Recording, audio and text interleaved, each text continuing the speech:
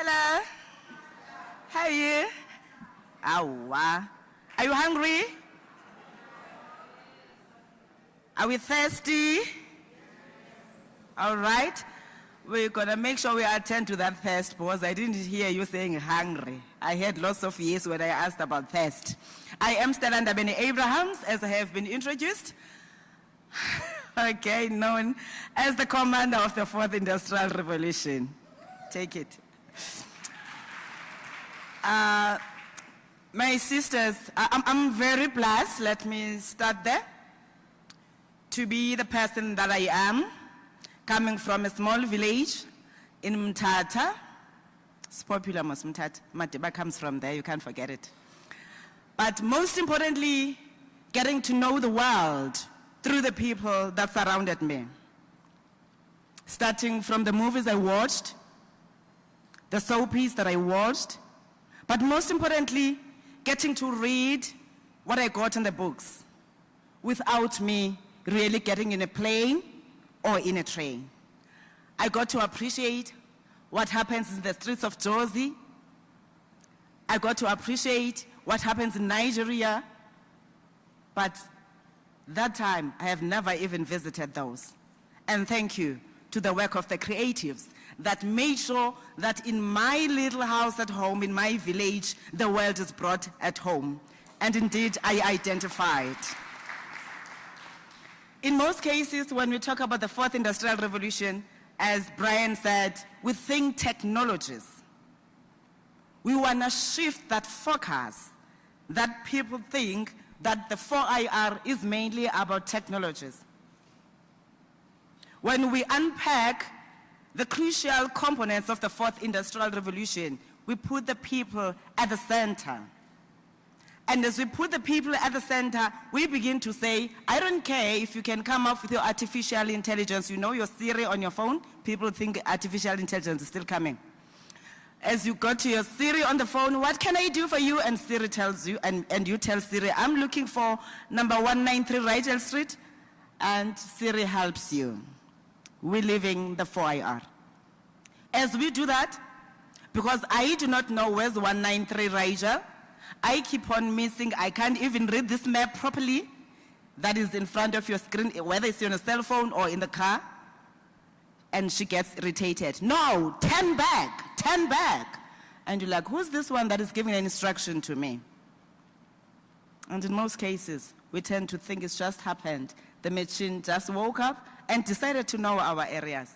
We forgot somebody programmed the machine to assist us because we don't know everything. Somebody saw an opportunity and said, how do I utilize my creativity and the knowledge that I have to make sure that this person does not only just click and follow the map, what do you call it, the GPS, but at least I put a voice in it. If you go to certain museums, mainly in America and Europe, as you go there wanting to read about what's happening, whether it's the history of slavery and all that, you go there, it's so exciting because you're able to ask questions and it responds. And in South Africa, it has been said that we're not a good reading nation. In South Africa, it has been said that our children, although MEC Lesotho tried to introduce digital classrooms, but the kids get to be bored. And I listened to my colleagues trying to justify how this is not good that we introduce technology to classrooms. And I whispered to another one, of course, so I whispered to this one to say, you know why kids are bored when you just give them a device with that content that you just digitize? Because there's no creativity in it. Kids want to come to a classroom with a tablet that can relate well with them as they do in your living rooms. The first thing they do is they sit in the couch, they open their TV, they go to cartoons. Why can't we utilize that appeals to them to make sure that we educate them and therefore be able to transform the society and promote the digital literacy that we're talking about? My daughter then told me when I shared with her, because she's a writer, she's a published author, she told me, the thing is, Ma, you don't have creative people. You have people who went to school and they know how to write a dissertation, that formal writing, that it belongs to the 20th century. And the young ones of the 21st century really want a challenge. They do not want to be told of the frustrations of the world. They want to be shown and therefore be able to produce the solutions to the challenges. Hence, they play PlayStation all the time, solving problems through the games that they play. And then, as a person in the comm space, I said, wow. Then it therefore tells that this fourth industrial revolution will never be successful if we leave out those that matter most, the creative industries. If we talk about the 4IR again, we say the next big thing is video, the platforms that we're creating. As much as I'm babes for internet at times, that we have a responsibility to provide connectivity, but how do we make sure that we do not only provide free Wi-Fi in certain areas and people just are busy gossiping gossip who's not progressive. We gossip a progressive one. But there are those ones that just sit there to laugh at Minister Zulu's hair, laugh at my silly things, but not learning anything or teaching people through what they see, which is why the creatives are there. That ability to be able to look at that orange bin bag and be able to come up with something that can teach and inspire somebody at home. By the nature, that's who you are. The drivers of social cohesion in our society, but most importantly, those that make it to be impactful, irrespective of what is it that we're trying to introduce in our society.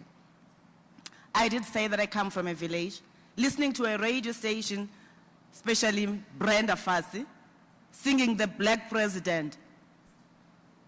I was too young then, but I could relate very well because of how she narrated the story through a song.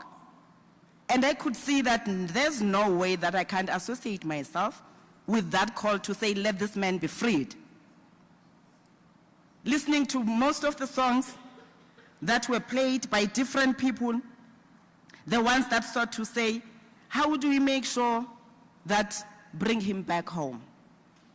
Ndodemnyama, people calling for emancipation. Do we think or believe that today, that role that we played in the past is no longer relevant because people talk of the fourth industrial revolution? If we think like that, it means we have not realized our own purpose and contribution to make. As we talk of the Google platforms, Amazon and everybody there, how do we then make sure that we get to be at the center as the creatives? As the department, we partnered with other departments.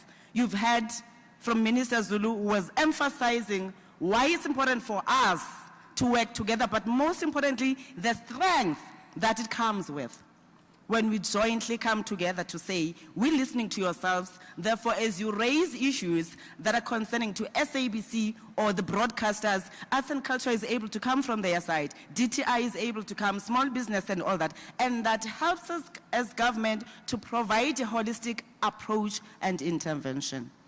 And one of those interventions was to make sure that when we called for nominations for the Fourth Industrial Revolution Council that's going to be led by the president, we make sure that the creatives are included. For people to understand that as they'll be talking about this skilling, because in most cases people think that it's about us teaching kids how to write on computer, but the importance of unleashing the other potential that has been left for too long, the creative side that will lead to innovation. As much as we are excited by the fact that the Ministry of Education has finally recognized that we've got to introduce coding as one of the main subjects at primary level, but we're saying go beyond that, because coding is just an element, but of course we've got to start somewhere. And like I said, there's a big space, because you've listened to President Ramaphosa, you've listened to Minister Andrew Motshekga, who all committed to making sure that we provide tablets and internet to kids.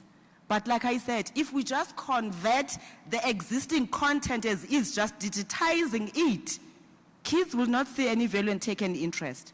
Therefore, they'll abandon those tablets there, and then we'll come back and say, no, these kids are not interested in this. This is where we said we need to work together to bring you on board to say, if I'm going to speak in Parliament about whatever matter that affects my department, how do I make sure that I include that creative element that talk to the person without me just going through what they wrote academically? How do I make sure that I'm able to explain that the reason we have the screen here at times is not just for you to see who's there, but to attract your attention. And as we attract your attention, therefore you get to look at, oh, just look at that red lipstick, and you analyze it, and it gives you something to think about. That's why I always tell people when we post on social media our pictures, of course we do appreciate when you say, yeah, you're so nice, you're so beautiful, but beyond you telling me how I look, my intention is to make sure that you read the caption, and in most cases we miss the caption. We just look at the picture that is there. How do we, as the creative industry, tap into that space to say maybe that poster that you had was not appealing enough for them to focus on the caption? And that requires you. As we sit in our TV rooms, as I said, as we listen to our radio stations, as we read the books, it is you that is able to make me connect with the world. That's how powerful you are. Now, even if a robot can come, like we said, for me to be excited about it, it has to have those, and it's gonna need you to program it. Minister Zulu makes mention of DRC and the fact that we have not tapped much into the African market that everybody wants to go to. The world, I mean like Europe, if you were to listen to them now, they like, we agree with Africa, you're like, hello, still here? If you agree with us, make sure that we're part of internet governance, because the fourth industrial revolution lies there. If you're not part of it, we're going to be excluded somewhere, or we'll be forced to conform to European standards. But it's a discussion that is there, which is what we appreciate. Now, how do we make sure that we're able to reach out to the African market without understanding the languages that are being used in those countries? You know, as South Africans, we're so proud. We're happy with our 11 official languages, and very few that can even speak more than 4 on those 11. People stick to their mother tongue and English, because anyway, school we've got to, we've got to be taught in English. How do we make sure that we utilize this opportunity that is brought to us by the internet, which knows no borders, to say, I can be a film producer here in South Africa, but my film can be watched by people in DRC, can be watched by people in Malawi, but when I do that, especially if you're looking at the Francophones, how do I reach out without speaking French? A common language, for example, I always make an example of Swahili. Putting things into perspective, understanding the business of that we do, whether it's because of passion or it's because of our profession. How do we reach out so that as a writer, I do not only limit myself to the people who speak isiXhosa. I'm not Xhosa, but most of you know that we are Xhosas, and I forgive you for that. I'm Mpondo. Unfortunately, my language is not recognized. And I've made it my responsibility DM. On YouTube, we have Mpondo comedians. And I've said to Noma Kisimusi, no, Kisimusi is Christmas. So come Mpondo when you call them Kisimusi. So I've said to Noma Kisimusi, who's our Mpondo comedian, I fought with MultiChoice if they are here, when they played something in relation to Mpondos and they didn't present the true reflection, because I was like, don't undermine Mpondos. I know we're not official in terms of the language, but we exist. But what I try to do is to say, how do we make sure that we link it with a bigger platform, just to showcase and tell the story of the language, even if it's not recognized. Now, if you, as a person who's in Limpopo, wants to craft that you're crafting, and then you're saying, I'm going to be in this space, how do we make sure that it reaches out to all, without you limiting yourself to only to Limpopo and the people in Gauteng? That means then, as the creatives, we've got to go beyond the languages that we use, understand the market, but most importantly, be the first ones to go to Africa. I said I made an example of Swahili. I've realized most of the words that we use are similar to ours. I was like, oh, Kasisutu, they are accommodated, vendors are accommodated, Linnampondo is accommodated, but it's Swahili, because at the end of the day, we're all Africans. These are the opportunities that are presented by the fourth industrial revolution.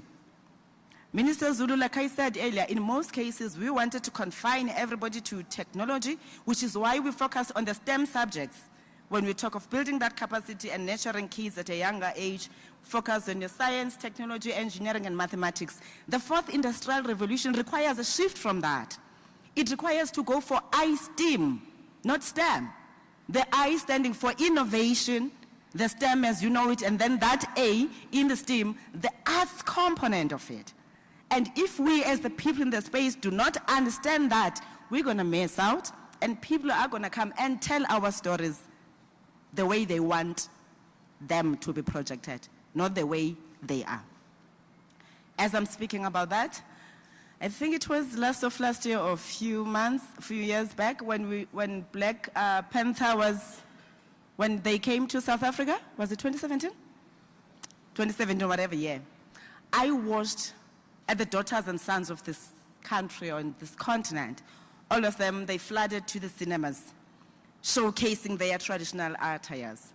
And I asked people, and all they could tell me about how great they are and their traditional attire. And when I finally watched it, after I've read about it on Twitter and Facebook, I went there to watch it. I was like, this is technology. This is the fourth industrial revolution. How come we're not claiming that space as Africa, that look at Wakanda, what we can do for our people stepping into that space? And well, it depends most. I said as people, if I'm posting a picture, you see what you want to see. And I also see what I want to see. So I get a sense that even those that watched it and then they appreciated the traditional attires and of course the quality of the acting, something else, and the script was very good. But for me, it was like, we have an opportunity to build from what Wakanda has started. Make Africa the greatest, tap into the space. We went to Addis Ababa, Deputy Minister, for the AU meeting. And as we said, fortunately, for a change, Africa is realizing that in the portfolios of ICT, you do need those ones that we think they are young. I realize that with Kenya, with Rwanda, well, Botswana has given us trade and industry, but there's few countries that are beginning to say, how do we make sure that the responsibility to drive and deliver the fourth industrial revolution is led by those that live it, not those that read about it? As a result, having listened to the different sponsors that came, Europe was there. Don't ask me why, because it was AU, but Europe was there, and they made their presentations, and the opportunities that are there in Africa, we listen to them telling us the opportunities that are in Africa and what they're gonna do for Africa. And we said and caucused, you know, at times, as the young adults, we still rebel, you know, we have not conformed to those standards of Abosis Lindi. We still want to make our own mark, because we believe that we've inherited lots of work that was done and fought for by other people. Now we have to make our own mark, delivering the economic freedom that we're talking about. We said and said, you know what, Rwanda, you are there, you are already leading in the continent. Kenya, you're coming there, and South Africa, I can't allow you. You know, it's a big economy that is there. I can't allow you to just thrive alone. But how do we make sure that we share these resources so that we can complement each other as Africa? If I realize that South Africa has this potential, Nigeria has this potential, DRC, how do we bring everybody together to say we have a very huge market, 1.3 billion? Are we still there? The last time I checked, we were 1.3 billion. If you want to sell a smartphone, it has to take into consideration our Africanness. How do we make sure, like Rwanda has already announced that they're launching theirs, Minister, do you know? They launched their smartphone, they'll be launching it here at Dube Port. But without us wanting to compete with Rwanda, what is it that we must identify as South Africa in the fourth industrial revolution to say, this is gonna be our niche? If Rwanda has came up with this smartphone, because we wanna drive African free trade, so that we can complement and tap into this market. There's the emergence of the use of drones when we film your movies and everything. People are deploying drones because there's areas that they can't go to, and we still believe we've got to drag this long camera, and then you go to Mqanduli and the roads are not that nice to you. It gets bumpy and it takes you 6 hours to arrive at a destination, and that's time and money for you don't have as the creatives, I know. How do we make sure instead of being stuck here at Auckland Park or wherever other studios are at, we bring the studios where people are? If you have identified Coffee Bay as a film destination, how do we build on that? Make sure that we provide a training academy there, we provide everything in a small studio. But beyond that, because we have realized again that if you go to the cinemas, all this work that you do, even if you were privileged enough to get that funding from DTI and IDC, it's a struggle to have it showcased in the cinema.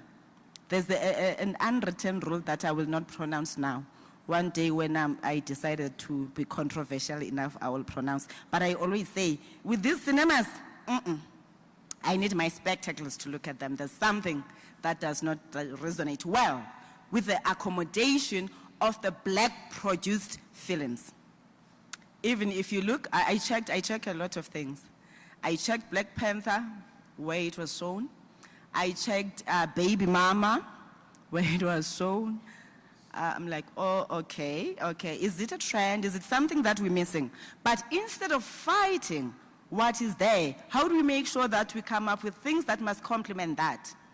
Because not everybody's going to go to Stekineko and comply with all those rules that they want, or whoever else that is there. How do we make sure we go back? You know, we used to have bioscopes, and lots of children learned a lot. That's how, even today, I still say when I call it cream soda, I say Coke green. It's your business if you think I'm whatever. Because they indoctrinated me Coke. Anything fizzy in a bottle is Coke, so you just change your colors. It becomes yellow, it becomes green. How do we make sure that we go back to tell our own story, including teaching people about the work that we do as the creatives? Encouraging not just learners, but parents to be able to support the work that we do, and what's the impact if they support? Because if you look into even our black-produced films, hey, I see yes in them.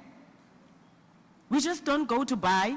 We want to, I don't know why, but all the time there's gonna be a guy who sells a DVD out there with your movie. How do we work together to make sure we keep that, but by educating the society, to make them understand the importance, because everybody complains of high unemployment, everybody complains of the fact that the economy is not growing, but we're not looking into what are these things that are delaying our economy. Yes, corruption is part of those, I fully agree, but what else? Because at times we tend to see corruption in tenders.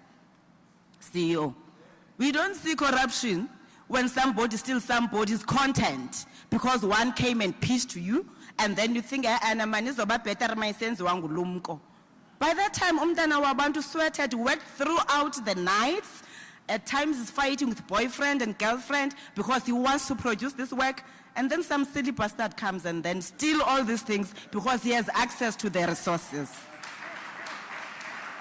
How do we make sure that as we expose those, because our responsibility as government is not to frustrate the industry, but it is to develop enabling policies, not for government. Sis Lind, if we were to understand that the legislations, the policy that we're making, including the criteria for funding and everything else, it can't be done to suit what I want as the people in government. It has to talk to the country and the society, and therefore the affected industries. That's why at all times when they say at DTI they have this funding for black-produced films, 5 a year, I don't know if you know about that. And then they were telling me that they only fund 2, and I'm asking why. They don't meet the criteria. I'm like, can't you want to develop? Where's the criteria that does not talk to our people? Call them. Ask them what's the criteria. But all of this will remain rhetoric if we also, as the people in the space, we don't make sure that we raise that awareness. You know, I look at how our kids, including ourselves actually, get to be carried away and believe everything a musician says, you know? We got to be so in love that I'm going to dedicate it for my partner. And also when I'm angry, I'm going to bring that one.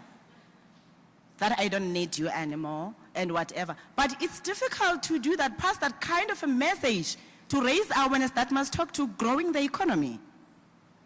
As much as we want to talk a lot about the romance, we can use romance and everything that we're using. But at some point, we've got to use our talent and the platforms that we have to make sure that we reach out to all in South Africa and Africa.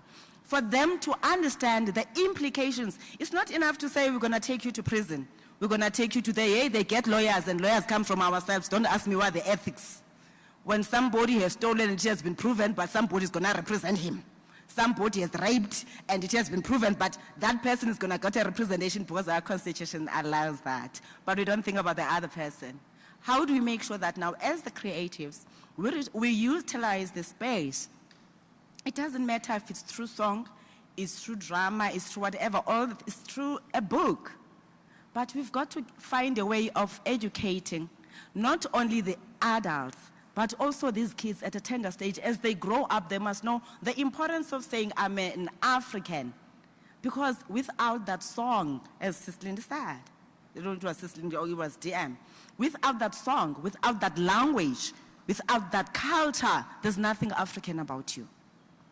But now, how do I share my Africanness with others? And therefore, as we always say in our mantra as the Department of Communications, we say, ours is to coordinate in order to collaborate for an effective execution.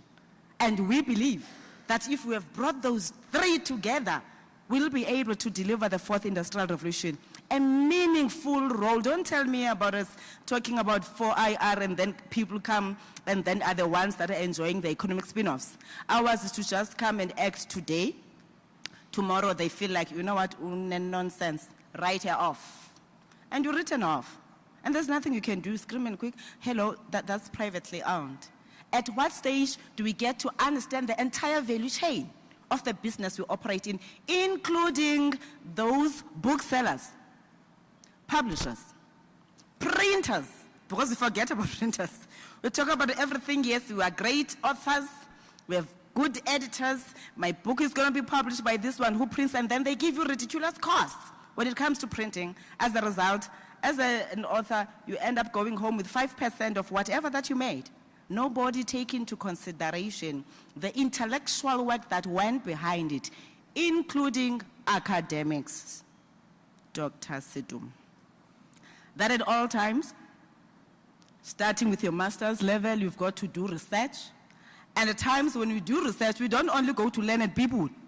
We go to those gogos and those ladies in the townships and villages to look for this information. We come and write, and then everybody gets to be happy, and then we are then conferred whatever that's conferred to us, and there's no mention of that person that helped you produce the content. And that's the work of a creative, because if I'm able to come to you to say, tell me, if we're talking about health services, how does the digital economy that you're talking about impact on health, basic Mamaye clinic? And that person gets to give a story, the story that makes me to qualify for the Wits University to say, indeed, we're giving you your master's now. That's recognizing the work that has been done by others. But it requires us to approach it at all angles. But as we do that, we can't do it in silos, like I said. We need to work together. There's lots of challenges. I know we mess up also, including some things that must be paid. And like I said, all of those, be it Simpra, Impra, that we have not done well with in terms of SABC, how do we make sure that DTI, you come here? SABC, you come here. Communications, you come here. Arts and culture, you come here to make sure that we address all of this that we're talking about. As the Department of Communications and as the 4IR commander, we want to say, please walk this path with us so that as we're going to be developing policies for the 4IR, we are able to move from a point of informed view where you understand. I can never understand what an actor does, what goes to his or her mind, but you know very well what triggers you to write about what you write about. Let's make sure that we work together. Of course, through the 4IR Commission, we are establishing work streams, and once the induction has been done by the President, we'll then be able to invite more participants to look at the matter holistically. Ladies and gentlemen, they did tell you that babes won't gossip. I can gossip a lot, but allow me to tell you this is enough gossip for now. We will come back when there's a need in terms of you and, okay, not engaging, Minister Mboweni fights with me, in terms of the conversations that we're gonna have. Let me assure you, the ANC government loves you so much. Thank you.